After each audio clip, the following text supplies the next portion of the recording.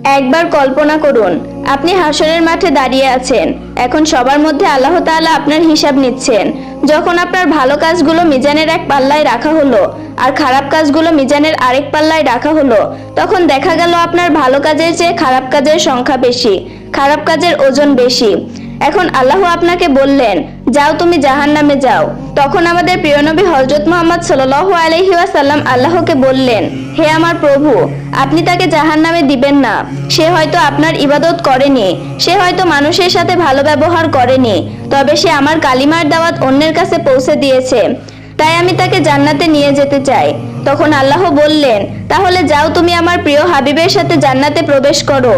আপনি তো কেবল এটি কল্পনা করলেন, যদি এটি বাস্তবে রূপ দিতে চান তাহলে এই কালিমার দাওয়াতটি মানুষের কাছে পৌঁছে দেন।